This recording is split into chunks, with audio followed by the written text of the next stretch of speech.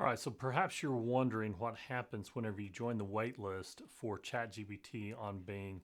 I've just received email that I have been let into ChatGPT Bing, so I want to show you that experience once you confirm that you do want to experience the new Bing featuring ChatGPT. So I've got on my screen the email that I received from Bing letting me know that I can get into the new Bing with ChatGPT.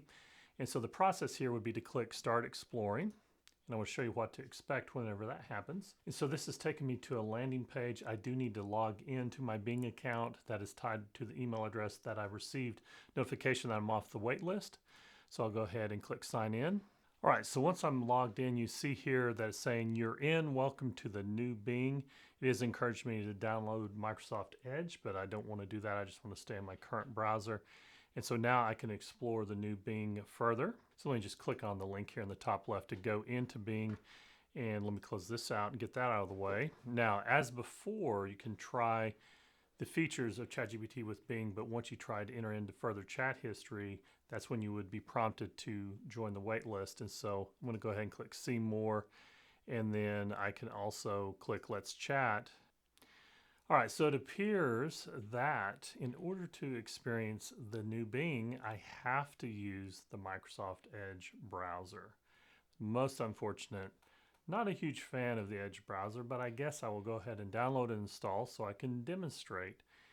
And you can decide for yourself if it's worth the effort involved in installing Microsoft Edge in order to enjoy or experience the new Bing. All right, so now I've gone through the process of signing up for and installing the Edge browser. And I'm logged into my Microsoft account or my Bing account now that I've been let through the waitlist. So hopefully I've jumped through adequate hoops in order to finally get to use ChatGPT in Bing.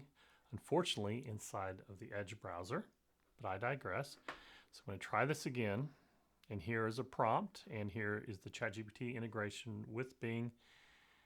All right, so I'm going to try the Let's Chat and let's see what happens here. And so now I have the chat prompt and it's telling me that I can ask it anything up to 2,000 characters in length. And then also, if I go back a screen, you can also get here by clicking on the chat menu wherever it appears as well. So that way it's not search, but it's chat instead. So now I can prompt it with whatever I wish. And one of the advantages of being inside of Bing with ChatGPT is you can get more current information and not have that knowledge cutoff that ChatGPT is notorious for sometime in 2021. So I'll ask ChatGPT who won the Super Bowl in 2023. And hopefully the NFL doesn't sue me for using the word Super Bowl. Perhaps I should say the big game instead, but I'll roll the dice and take my chances. What happened? It's as if Comcast was running Microsoft. All right, one more time. Let's try this again. Choose a conversational style, more precise, more balanced, more creative. I just want to know who won the Super Bowl this year. Who won the Super Bowl? Perhaps it's because I used the term Super Bowl instead of big game. Who won the Super Bowl in 2023? Question mark. Let me send this and then not touch my mouse or anything. And let's see if there's a response. Searching for the Super Bowl winner, 2023. Just thinking about it. So we've got the lethal combo here of a Microsoft product being run on a Comcast internet connection. All right, so the Kansas City Chiefs won the Super Bowl 38-35. And so this is not necessarily that much greater than just doing a search to find this information, but at least it does have more current information. Whereas if you were to prompt ChatGPT outside of Bing, it still thinks the Queen of England is alive, for example. But here we have more current information available around that. So then as well, you could further explore this by doing some of these sample prompts here. And then it'll search for meals for picky toddler orange food or orange colored food. And here this is giving some lists of some information as far as some of the different food items and then also links for resources as well or URLs. Okay, and so one thing you may notice as well is this numbering system here, 2 of 10, and the first one is 1 of 10.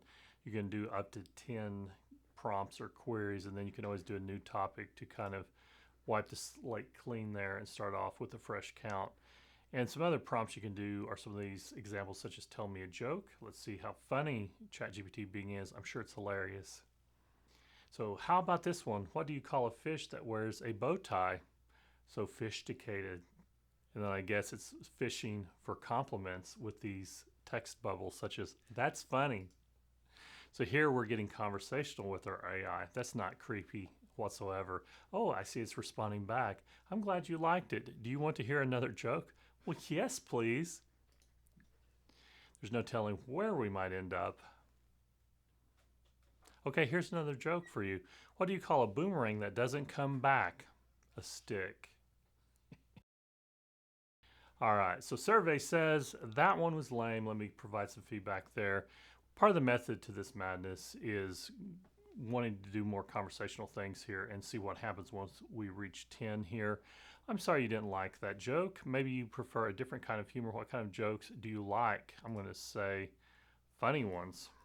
I see. Well, humor is subjective. Yes, it is. And also, ideally, it should be funny.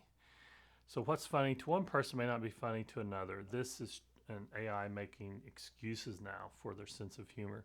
But I'll try my best to make you laugh. How about this joke? Uh-oh. It's going for another joke. What do you get when you cross a snowman and a vampire? Frostbite. All right, I'll say, that's okay. Not too impressed, but we're getting up into 5 out of 10, hoping to get 6 out of 10. I'm glad you didn't hate it. Do you want to hear more jokes or do you want to talk about something else? Let's say more jokes, please. I'm just trying to get to 10 out of 10 and just to show you what happens here. Okay, here's another joke for you. Why did the chicken go to the seance? To get to the other side. All right, well, that is somewhat clever. Let's see what we get here for our 8 of 10. Once again, it's happy that I enjoyed it. Do you have any jokes to share with me? So it's asking for a joke. I have a joke for ChatGPT Bing. It's called Comcast. Let me send that and see what happens.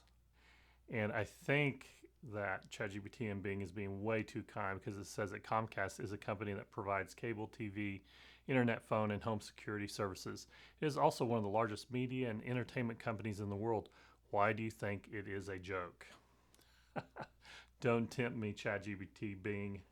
So I've put in here, and this should be 10 out of 10 because of its abysmal service record. And don't beat me up. I know I'm being too kind to Comcast or Xfinity. You know you're really bad if you got to change your name as a company in order to try to rank well for search and not have the horror stories come up related to your old name. I'm sorry to hear that you're unhappy with Comcast's service. It seems that you are not alone. No duh. Here is where it comes in handy to search the internet and pull in that information to help train that AI on some more recent information. Many customers have complained about Comcast's billing practices, service interruptions, and customer care. If you have a specific issue with Comcast, you can contact them through their website or report it online using Xfinity Assistant. All right, so we've reached our 10 out of 10. You notice that we're in the red here. Sorry, this conversation has reached its limit. Use the broom button to sweep this away and chat more. So we can do a new topic here and we'll sweep this away as if there was no history related to our chat regarding Comcast / Xfinity, etc. So that is what to expect whenever you do get off of the waiting list for the new Bing.